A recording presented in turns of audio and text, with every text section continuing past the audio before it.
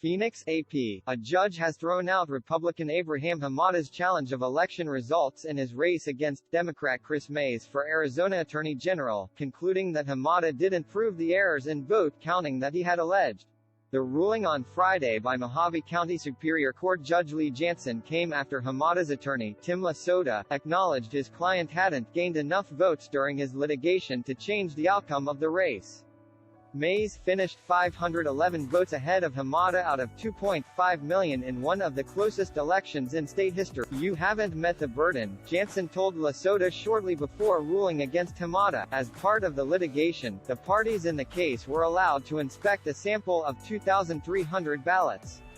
Through the inspection, Hamada said he gained a net 6 votes, while Mays maintained she netted 3 votes. "If you extrapolate the numbers, they are not going to get us to 511 votes if you take the sample we have," said Lasota, who had pushed for a larger sample size. Hamada, whose race is the subject of a separate automatic recount conducted by the state due to close results, complained in a tweet about election operations in Maricopa County and said his team will await the results of the recount before deciding our next steps. Andrew Gaona, an attorney representing Secretary of State Katie Hobbs, said the lawsuit was a spectacular waste of everyone's time. Under Arizona law, Hamada faced the high bar of proving not just that election officials erred but that he would have won without their misconduct. In his lawsuit he alleged that problems with printers in Maricopa County led to a series of issues that disenfranchised voters. He also alleges his race was affected by improper handling of ballots that were duplicated or adjudicated by people because they could not be read by tabulator. Dan Barr, an attorney representing Mays, said Hamada didn't present evidence to his claims.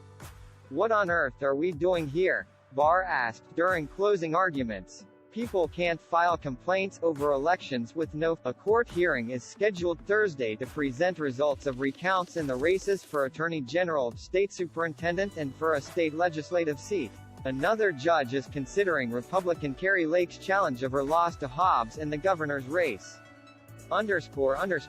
This story has been corrected to show that the Attorney General's race will be part of a hearing Thursday, not in another hearing that has yet to be scheduled.